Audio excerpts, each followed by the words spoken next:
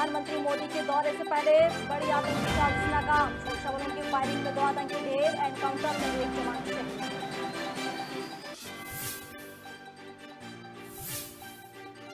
CM Shivraj ने Raja Bhoj airport पर की गृहमंत्री शाह की अगुवाई। मंत्रियों और बीजेपी नेताओं ने भी किया स्वागत। केंद्रीय मंत्री सिंधिया के साथ शाह का स्वागत।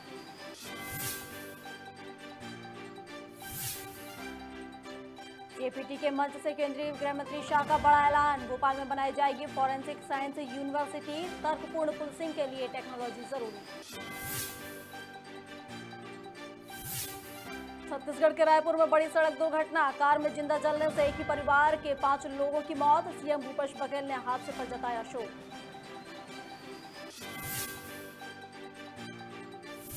और रायपुर में केंद्रीय सड़क और परिवहन मंत्री नितिन गडकरी की सौगात। 33 सड़क परियोजनाओं का किया शिलान्यास। 9,240 करोड़ की लागत से बनेगी सड़कें।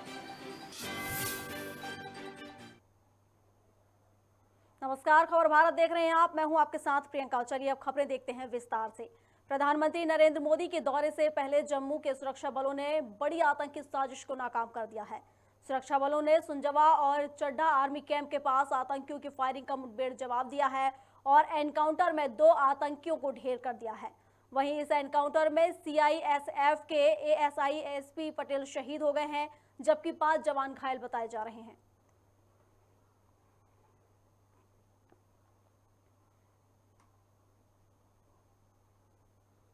चलिए अगली खबर की ओर बढ़ते हैं, जहां केंद्रीय गृह मंत्री अमित शाह आज भोपाल दौरे पर हैं। आज सुबह राजाभोज विमानतल पर मुख्यमंत्री शिवराज सिंह चौहान समेत अन्य कैबिनेट मंत्रियों ने उनका पुष्प गुच्छ देकर स्वागत किया। इस दौरान भाजपा प्रदेश अध्यक्ष वी डी शर्मा समेत कई दिग्गज नेताओं ने भी शाह की अगुवाई की। बता दें कि शाह ने राजधानी भोपाल आगमन पर पुलिस प्रशासन ने व्यापक इंतजाम कर रखे थे। सबसे पहले अमित शाह केंद्रीय पुलिस प्रशिक्षण अकादमी कन्नासैया में आयोजित उद्घाटन कार्यक्रम में शामिल हुए।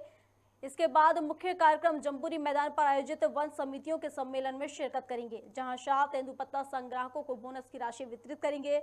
शिवाजी नगर से भाजपा मुख्यालय तक उनका रोड शो भी होगा, जहां भाजपा मुख्यालय में वह पार्टी पदाधिकारियों के साथ बैठक भी करेंगे।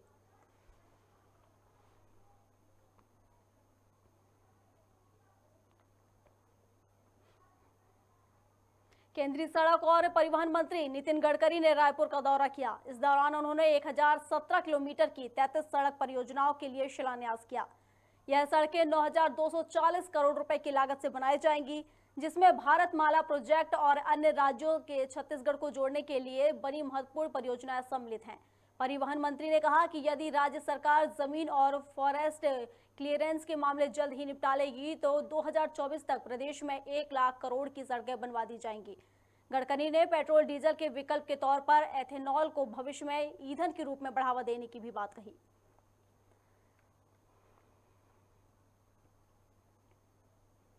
छत्तीसगढ़ राज्य महिला आयोग प्रदेश में महतारी एक्सप्रेस निकालेगा। इसका उद्देश्य महिलाओं को उनके अधिकारों के प्रति जागरूक करना है। महिला आयोग सभी जिलों में पहुंचकर 2 दौर की सुनवाई कर चुका है। आयोग में सदस्यों की संख्या भी बढ़ाई गई है। आयोग को और अधिक अधिकार संपन्न बनाने के लिए विधि विभाग को 2-3 कानूनों में संशोधन करने का प्रस्ताव भेजे गए हैं। वहीं आयोग की अध्यक्ष किरणमयी नायक ने बताया कि एनसीपी के आंकड़ों के मुताबिक छत्तीसगढ़ में महिला अपराध नियंत्रण में है। अब महिला अपने कानून अधिकारों को जब जान जाएंगी तो निश्चित ही अपराधों की संख्या में भी कमी आएगी।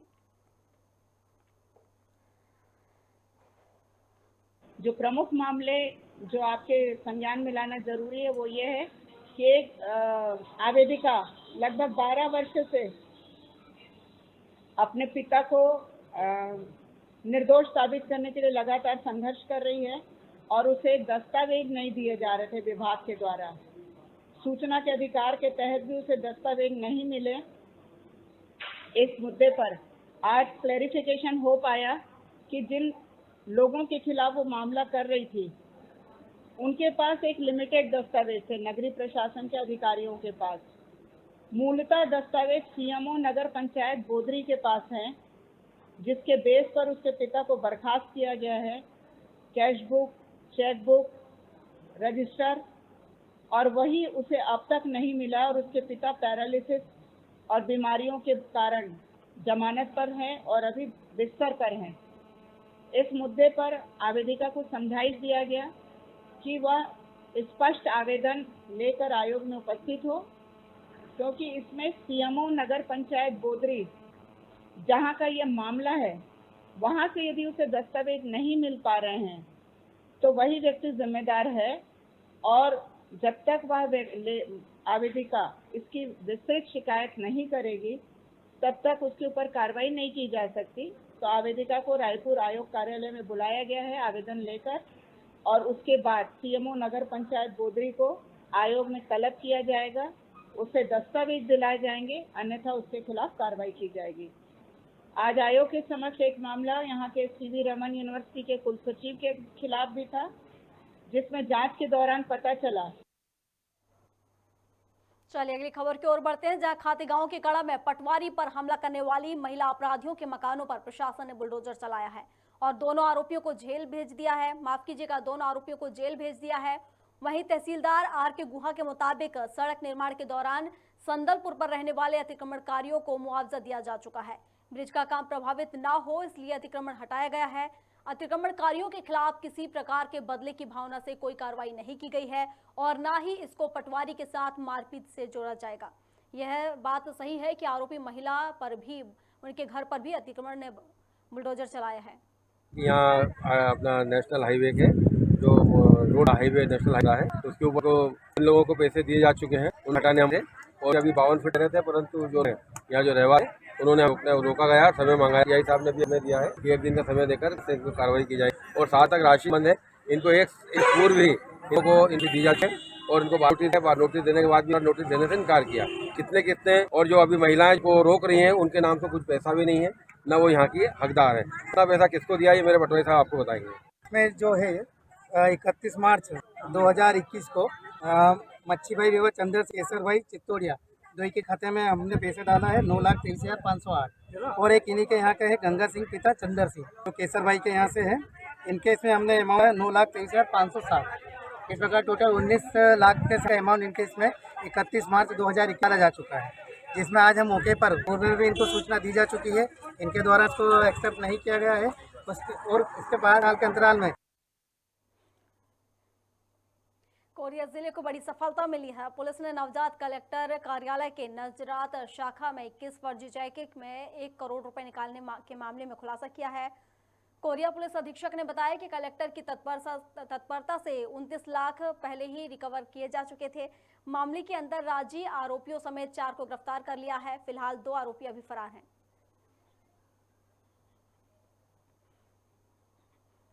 फर्जी चेक के माध्यम से पैसा विड्रॉ कर लिया गया था। इसकी सूचना पे तुरंत इसमें FIR ली गई थी, और FIR के बाद प्रथम दृष्टया लगा कि इसमें जो ट्रांजैक्शन हुआ है बॉम्बे और दिल्ली से हुआ है।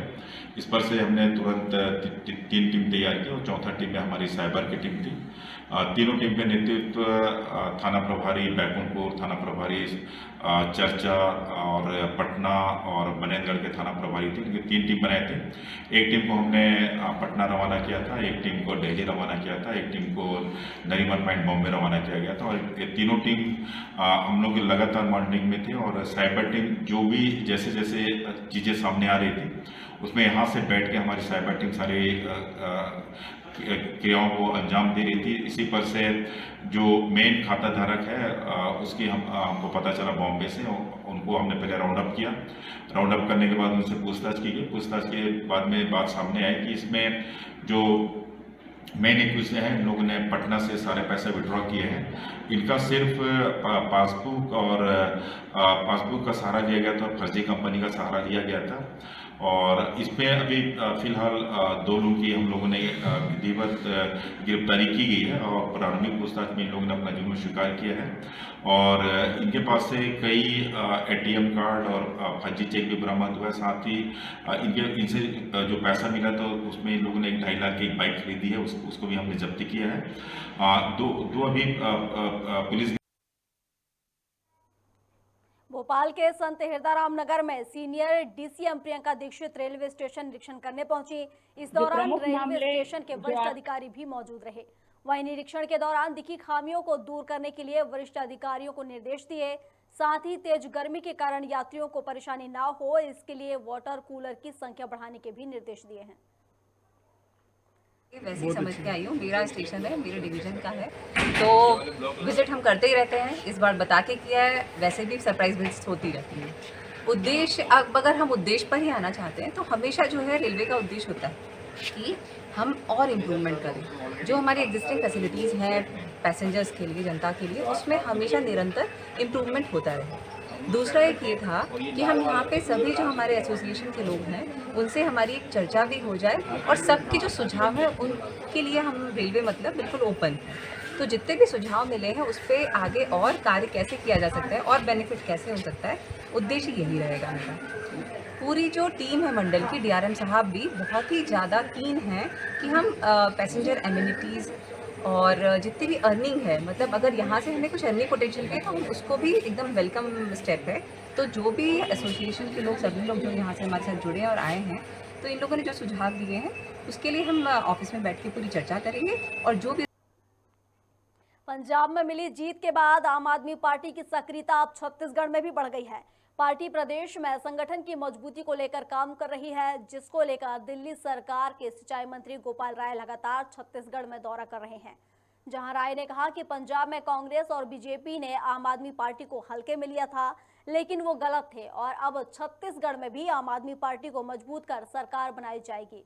पार्टी सिस्टम को बदलने और जन सुविधाओं को लेकर काम कर रही है, जिसके लिए उन्होंने बदलवो छत्तीसगढ़ का नारा भी अपने कैंपेन्स के साथ जोड़कर रखा है।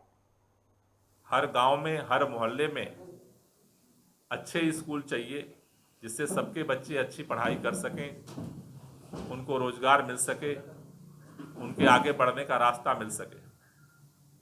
इसलिए आम आदमी पार्टी ने यह संकल्प लिया है। 2 बार लोगों ने कांग्रेस की सरकार बनाई, 3 बार भाजपा को मौका मिला है। छत्तीसगढ़ के लोगों से हम यही अपील कर रहे हैं कि जिस तरह से दिल्ली के लोगों ने मिल करके दिल्ली बदला है, आज उसका फ़ायदा उनको मिल रहा है। पंजाब के लोगों ने मिलकर के पंजाब बदला है, उनको उसका सुविधा मिलना शुरू हो गई है। छत्तीसगढ़ के आम लोग अगर इकट्ठा हों तो हम सब मिल करके छत्तीसगढ़ को बदल सकते हैं। इसी संकल्प को लेकर के आम आदमी पार्टी ने अब अपने संगठन की जड़ें गांव और मोहल्लों में मजबूत करने के लिए मिशन शुरू किया है। कोई प्रश्न हो तो ले लीजिए। राजनांदगांव में हुई सड़क दुर्घटना में एक ही परिवार के 5 सदस्यों की जिंदा जलने से मौत हो गई है। इस हादसे पर मुख्यमंत्री भूपेश बघेल ने ट्वीट के जरिए गहरा शोक व्यक्त किया है। बताया जा रहा है कि राजनांदगांव के सिंगापुर के पास ब्रिज से टकराकर एक नाले में कार जा गिरी, जिसमें कार में भीषण आग लग गई और देखते ही देखते पूरा परिवार मौत की आगोश में समा गया। यह परिवार शादी समारोह में से लौट रहा था। कार में पति पत्नी के साथ उनकी 3 बेटियां भी शामिल थीं। हादसे में सुभाष, कांति, भावना, वृद्धि और पूजा की मौत हुई है।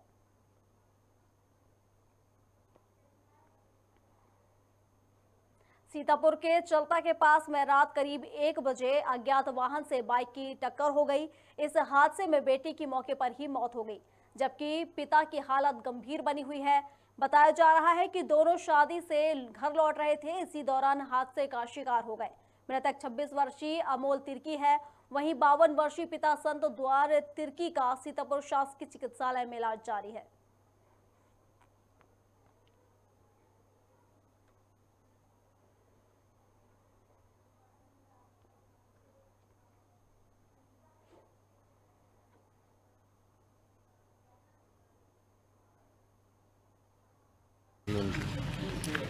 ये लोग प्रॉपर ये लोग रहने के लिए तो झारखंड साइड के हैं, तो अपने कतकालों में सेवा दे रहे थे, ठीक ना।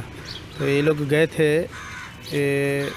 राधाखांड साइड शादी में, तो दोनों बाप बेटा दोनों आ रहे थे। आते समय चलता के पास शायद एक्सीडेंट हो गया। तो सुबह मेरे को फ़ोन किए कि संत दुलार तिर्की और अमन तिर्की का एक्सीडेंट हुआ है। तो फिर मैं अपने गांव के लोगों को फ़ोन किया और बताया कि यहाँ एक्सीडेंट हुआ है। तो हम सब गांव वाले मिल के यहाँ हॉस्पिटल के पास ले आए हैं। किसकी दुर्घटना हुई और ये क्या करते थे, क्या काम करते थे? ये संत दुलार तिर्की जो कतकालों में पास्टर करते थे, 2 जगह सेवा देते थे, और उसका बेटा कहीं काम करता था, तो आया था। आने के बाद में दोनों शायद लेने गए थे। चलिए अगली खबर की ओर बढ़ते हैं, जहां कोरबा में दीपका थाना पुलिस ने ग्राम सिरकी में छापा मारा और अवैध रूप से रखा कोयला बरामद किया है। बता दें, पुलिस अधीक्षक भोजराम पटेल द्वारा अवैध कारोबार में लिप्त व्यापारियों के विरुद्ध कार्रवाई करने के निर्देश दिए गए हैं। इसी क्रम में अवैध रूप से कोयला उत्खनन के विरुद्ध लगातार कार्रवाई की जा रही है। दीपका थाना पुलिस को सूचना मिली थी कि गांधीनगर सिरका में चोरी का कोयला डंप कर रखा गया है। सूचना के आधार पर पुलिस ने कोयला जब्त कर खनिज विभाग को सुपुर्द कर दिया है। कोयला की कीमत लगभग 90,000 रुपए बताई जा रही है।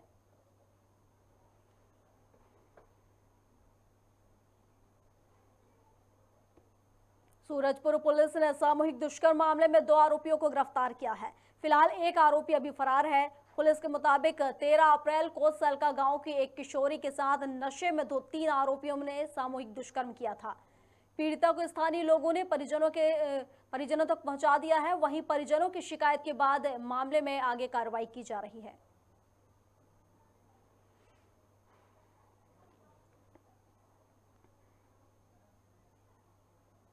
ये थाना सूरजपुर का मामला है, जिसमें एक लड़की ने थाने में आवेदन दिया था कि उसके साथ कार की घटना हुई है, जिसमें 3 लोग शामिल थे।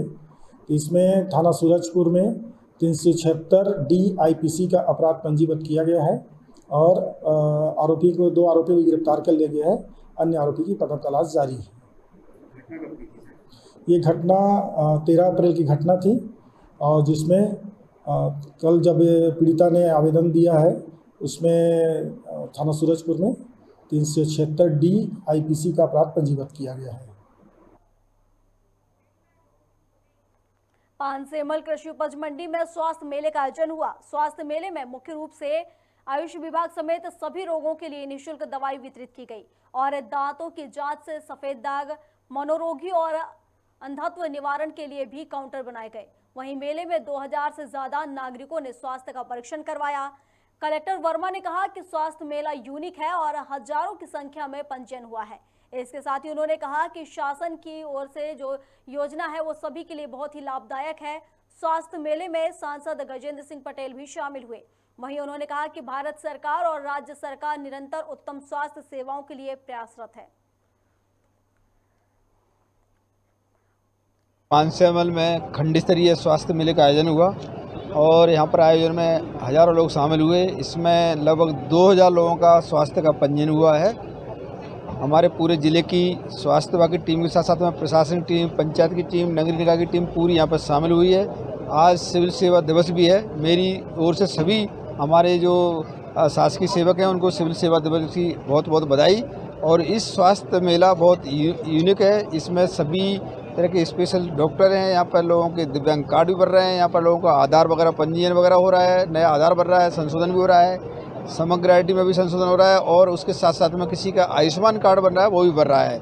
आदरणीय शिवराज जी के द्वारा मध्य प्रदेश की जनता के लिए उनका स्वास्थ्य ठीक रहे, वो निरोगी रहे, उनका उपचार सही समय पर सही जगह पर हो जाए, उसको लेकर पूरे मध्य प्रदेश में स्वास्थ्य मेले का आयोजन किया गया है।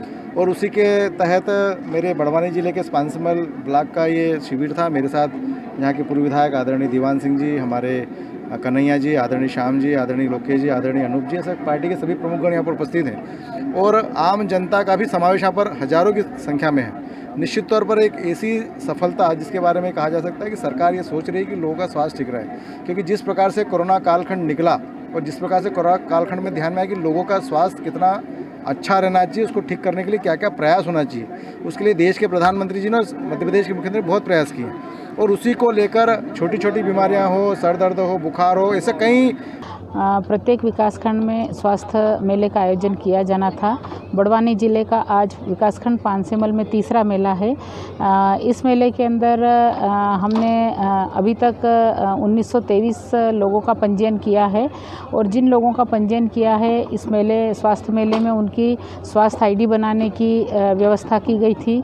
स्वास्थ्य आईडी के साथ ही यहाँ पर हमने आयुष्मान भारत निरामयम योजना के कार्ड भी बनाए गए हैं। इस योजना के तहत एक परिवार को जो है 5 लाख रुपए तक का निःशुल्क उपचार एक वित्तीय वर्ष में दिया जाता है। साथ ही यहाँ पर समग्र आईडी और आधार कार्ड बनाने के भी काउंटर बनाए गए थे, जहाँ पर कुछ नए कार्ड भी बनाए हैं और साथ में अगर कुछ करेक्शन, किसी का मोबाइल नंबर या स्पेलिंग वगैरह में कुछ करेक्शन करना हो तो उसको हम महासमुंद जिले के पिथौरा सामुदायिक स्वास्थ्य केंद्र में आजादी के 75वें वर्षगांठ पर अमृत महोत्सव के तहत स्वास्थ्य मेला विभिन्न अवस्थाओं के बीच संपन्न हुआ।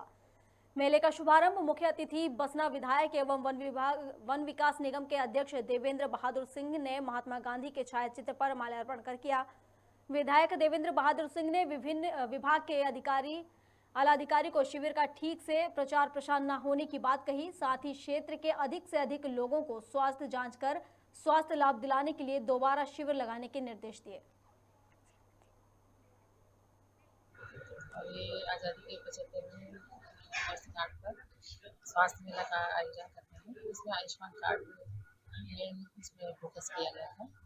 सभी के पास आयुष्मान कार्ड हो और आयुष्मान कार्ड के जरिए वो अपने स्वास्थ्य लाभ ले सकें। इसमें जो सभी डिपार्टमेंट हैं, सभी डिपार्टमेंट के लिए आप बृहद रूप से प्रचार प्रसार करें और बताएं लोगों को, इसीलिए इलाज यहाँ पर हो रहा है। आज स्वास्थ्य शिविर का आयोजन किया गया था, जो कि अमृत महोत्सव मनाया जा रहा है आज़ादी के 75वें वर्षगांठ के अवसर पर। इसी तारतम्य में, इसी परिप्रेक्ष्य में ये स्वास्थ्य शिविर का आयोजन पिथौरा में किया गया है और उसका लाभ यहाँ के लोग विभिन्न जो जांच वगैरह है वो सब लेकर के उसका फ़ायदा ले रहे हैं। सर, इस कार्यक्रम का प्रचार प्रसार कहीं पर दिख नहीं रहा है, क्योंकि ग्रामीण क्षेत्र के लाभार्थी जो हैं वो वंचित हो रहे हैं इससे। जो है अभी हम देखें यहाँ पर जो कोई भी स्वास्थ्य उपचार के लिए यहाँ पर आई नहीं है, इस पर आप क्या कहेंगे? कुर्सी खाली यहाँ से यहाँ के डॉक्टर्स वगैरह से कहा है कि इसका प्रचार प्रसार ठीक से करें और फिर दोबारा कैंप आयोजित करें और बड़े। मनावर के बीकानेर में अमृत महोत्सव के अंतर्गत ब्लॉक स्तरीय संजीवनी स्वास्थ्य मेला का आयोजन हुआ। मेला में मुख्य अतिथि के रूप में पूर्व कैबिनेट मंत्री रंजना बघेल मौजूद रहीं, जहां शिविर का शुभारंभ धार के CMHO डॉक्टर शीरीष रघुवंशी ने स्थानीय बाबा साहब मंदिर में दीप प्रज्वलित कर किया।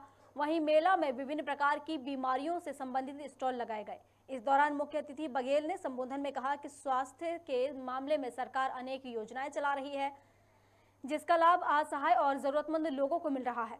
मुख्यमंत्री स्वेच्छादान से हमने कई गंभीर मरीजों को तत्काल सुविधा उपलब्ध कराई है। गर्भवती महिलाओं के लिए हम लोगों ने विशेष व्यवस्था रखी है। खून की अल्पता 50% गर्भवती महिलाओं में खून की कमी रहती है। ग्रामीण क्षेत्र में जागरूकता नहीं होने की वजह से वो हम लोग आयरन की दवाइयाँ देते, वो भी नहीं खाती। तो इस मेले में हम लोगों ने उनका परीक्षण करके आयरन सुक्रोज के इंजेक्शंस करीब 50 मरीजों को लग चुके हैं और भी निरंतर कार्य चल रहा है। ब्लड डोनेशन की व्यवस्था है, जिनको आवश्यकता पड़ेगी उनका ब्लड डोनेशन भी होगा। परिवार नियोजन ऑपरेशन का एक मैं मुद्दा इम्पॉर्टेंट बताना चाहूँगा। इस गर्मी के मौसम में ऑपरेशन हम इसलिए कर रहे हैं ताकि जनता में ये मैसेज जाए कि गर्मियों में भी ऑपरेशन किए जा सकते हैं। अब बिजली के ऑपरेशन नहीं होते, दूरबीन के ऑपरेशन होते हैं। इस अमृत महोत्सव के तारतम्य में ये स्वास्थ्य मेले का आयोजन पूरे मध्य प्रदेश में किया जा रहा है। हमारे धार जिले में 18 तारीख से 30 तारीख तक ये मेले लग रहे हैं और सबसे बड़ी बात ये कि यहाँ पर डिजिटल हेल्थ कार्ड बन रहे हैं और माननीय प्रधानमंत्री जी भी आयुष्मान को और ग्लोबल बनाने के लिए, सुदृढ़ करने के लिए उन्होंने WHO के साथ 3 दिन तक, आज आखिरी दिन है, बैठक की है और इसी के साथ मुख्यमंत्री स्वच्छानुदान में तो स्वास्थ्य लाभ दिए ही जा रहे हैं। 75% की जनरेटिक दवाएं तो दी ही जा रही, लेकिन यह संपूर्ण प्रकार की जांचें यहाँ महिलाओं की, नेत्र की, गर्भवती स्त्री की, चर्म रोग के, हर तरह के यहाँ पर स्वास्थ्य लाभ देने के लिए और यहाँ चिन्हित किया जा रहा है और परीक्षण किया जा रहा है। कहाँ होंगे ये? खबर भारत में खबरों का सिलसिला लगातार जारी है। अधिक अपडेट्स के लिए आप बने रहिए हमारे साथ और देखते रहिए खबर भारत। नमस्कार।